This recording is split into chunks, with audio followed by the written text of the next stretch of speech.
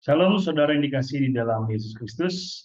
Hari ini kita akan mendengarkan sabda Tuhan yang kita harapkan menjadi semangat dan juga kekuatan kita untuk menjalani setiap kegiatan hari ini. Tapi terlebih dahulu, mari saya pimpin kita di dalam doa. Kita bersatu dalam doa. Bapa di surga, terima kasih Tuhan untuk hari cerah yang Kau berikan kepada kami, untuk hari baru yang senantiasa Kau percayakan bagi kami, untuk bisa kami jalani, dan untuk kami bisa berkarya melakukan segala sesuatu yang baik di hadapan Tuhan. Tapi terlebih dahulu Tuhan, kami hendak mendengarkan firman-Mu, biarlah kiranya firman-Mu menjadi semangat bagi kami dan juga kekuatan bagi diri kami untuk bisa menikmati hari ini dan juga menjalani segala sesuatunya seturut dengan kehendak Tuhan. Di dalam Yesus Kristus kami berdoa dan mengucap syukur. Amin. Saudara terkasih dalam Yesus Kristus, nats Alkitab yang menjadi perenungan kita di hari ini diambil dari Injil Lukas, pasalnya yang ke-17, ayat yang ketiga sampai dengan yang keempat. Saya akan bacakan untuk kita semua. Jagalah dirimu, jikalau saudaramu berbuat dosa, tegurlah dia, dan jikalau ia menyesal, ampunilah dia. Bahkan jikalau ia berbuat dosa terhadap engkau 7 kali sehari, dan 7 kali ia kembali kepadamu dan berkata, aku menyesal, engkau harus mengampuni dia. Nah, saudara terkasih, nats ini sangat menarik dan ini sangat real banget dalam kehidupan kita sepanjang hari, bahkan untuk seterusnya sampai di titik darah penghabisan kita di dunia ini. Kenapa? Karena dalam setiap lingkup kehidupan kita, hal mengampuni, seperti topik kita hari ini adalah kenapa harus mengampuni. Mungkin kita menelusuri lebih dahulu apa nanti yang akan melandasi tanggung jawab saya sebagai orang Kristen, apakah memang harus mengampuni, apa yang membuat saya alasan saya untuk bisa mengampuni orang lain yang mungkin menyakiti hati saya dan sebagainya. Kita bisa lihat dulu dari ayat-ayat ini ya. Jadi yang pertama sekali saya mau menyampaikan, firman ini yang disampaikan Yesus ini adalah berupa nasihat. Jadi judul besarnya di atas ini berbicara tentang nasihat Yesus Kristus kepada muridnya. Nah, kalau nasihat yang disampaikan kepada murid-muridnya, harapannya adalah murid-murid ini nanti ketika mereka akan menjadi perpanjangan tangan Yesus untuk mengabarkan kembali kabar baik itu, mereka juga harus bisa mengajarkan itu. Nah, satu hal yang menjadi penting menjadi seorang pengajar adalah dia terlebih dahulu harus bisa memahami dan juga menghidupi apa yang akan diajarkan dia. Dalam hal ini terkait dengan hal mengampuni. Baik saudara sekalian, kita akan membreakdown ya bahwasanya sekali lagi teks ini adalah perkataan Yesus Kristus dan harapannya ke depan supaya para murid juga mengajarkan itu kepada orang-orang lain dan semua orang yang mengenal kepada Yesus Kristus harus mampu menjadi seorang pribadi yang mau dan mampu mengampuni orang lain. Bahkan juga mungkin kita akan bisa melihat bagaimana pergumulan orang-orang yang mungkin tidak bisa mengampuni dirinya sendiri karena kesalahan ataupun karena merasa tidak pantas di dalam kehidupan ini. Nah, saudara terkasih, berbicara tentang ayat 3, dikatakan jagalah dirimu. Artinya ini adalah menjaga, dikatakan menjaga dari saudaramu yang berbuat dosa. Apa potensinya ketika saudara kita berbuat dosa? Mungkin kita akan eh, secara cepat menjudge kan gitu ataupun menghakimi dia, menyalah-nyalahkan dia. Atau misalnya kesalahan itu ataupun dosa itu dilakukan kepada kita supaya kita juga tidak terlalu cepat untuk marah ataupun juga menghukum dia. Nah, dikatakan di sini di ayat ketiga adalah ketika ada saudara kita yang berbuat dosa, tegurlah dia. Dan jikalau ia menyesal, ampunilah dia. Nah, terkadang yang menjadi sulit adalah bagaimana menegur orang yang berdosa ketika dia merasa yang dilakukan dia itu bukan sebuah dosa. Atau mungkin ketika kita menegur orang yang berdosa, justru malah kita jadi naik darah. Begitu. Ketika itu mengatakan, jangan begitu, itu perbuatan dosa, itu tidak baik. Terus dia akan mengatakan, siapa kau ngatur-ngatur hidupku? Emang udah bersih kali rupanya kau. Nah, itu menjadi sebuah pergumulan seorang pribadi yang ingin menegur orang lain ketika orang lain melakukan sebuah dosa. Itu menjadi hal yang menarik, saudara-saudara.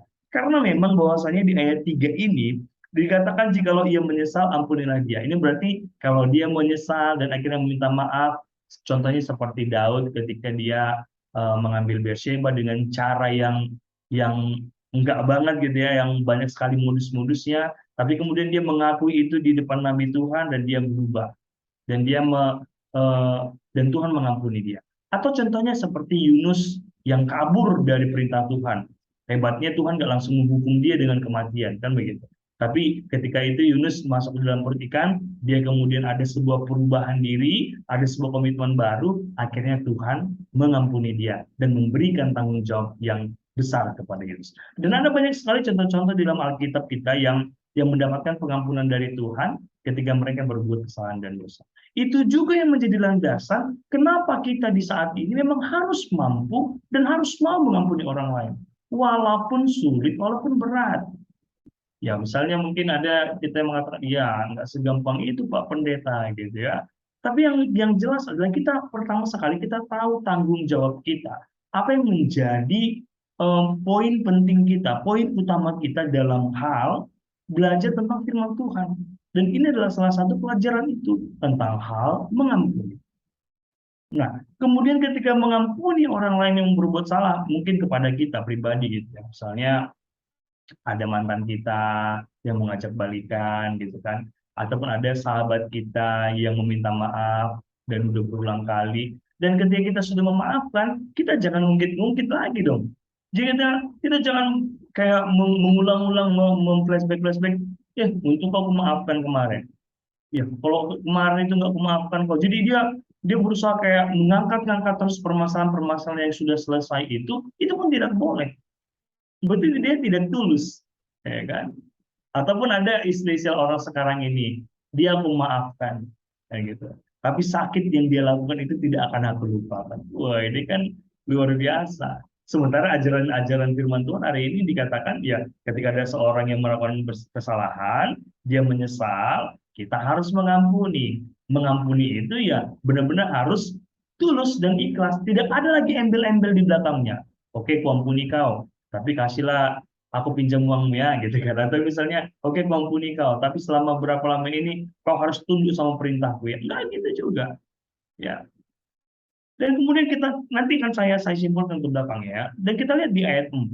Di ayat 4 ini adalah berbicara tentang syarat mengampuni. Dikatakan di sana, jikalau ia berbuat dosa 7 kali sehari, bayangkan ya, satu kesalahan aja sehari, kita bisa mengingatnya sebulan bahkan bertahun-tahun, belum bisa kita ampuni. Ini 7 kali dalam sehari. Nah, dikatakan di ayat 4 ini selanjutnya, 7 kali ia kembali kepadamu, istilahnya datang lagi dia menyesal dan meminta maaf dan meminta ampun, kita harus mengampuni. Waduh, ini luar biasa sekali. Ini hal yang sangat berat untuk dilakukan, teman-teman. Ya. Tapi apakah mungkin? Mungkin bisa dilakukan. Tergantung siapa? Tergantung diri kita. Memahami nggak kita bagaimana saya sebagai pribadi, sebagai hamba Tuhan, sebagai saksi Kristus, mampukah saya mengaplikasikan firman Tuhan itu? Memang berat, tapi ini perlu latihan, saudara-saudara. Ini nggak semua orang, mungkin kita pernah mengenal ada orang yang gampang sekali mengampuni, gampang sekali memaafkan orang lain, tapi ini adalah hal yang perlu dilatih, dan menurut saya Roh Kudus itu yang akan selalu membimbing kita. Masing-masing kita tentunya punya Roh Kudus dalam hari kita. Dan begitu. Nah, cuman di ayat 4 ini adalah hal yang menarik. Ini sama kayak istilah bahasa Indonesia itu ya, yang saya sering sekali khotbahkan ini. Dikasih hati, minta jantung. Nah, kalau 7 kali sehari buat dosa, 7 kali sehari juga minta maaf, kan kayak kesannya dikasih hati, minta jantung, minta ginjal, minta usus besar, kan gitu. Jadi tidak ada sebuah kesannya kayak tidak hanya main-main saja dia minta maaf, kan gitu. Ya, sama saja begini saya kasih analogi. Misalnya ada orang berbuat salah, terus dia minta maaf sambil ketawa-ketawa. Kita kita benar-benar mau maafkan dia nggak? Pasti enggak dong. Ya, dia buat salah, maaf lah ya. Ah, kan sekali-sekalinya. Udahlah jangan dibawa ke hati. Sementara kita udah sakit hati.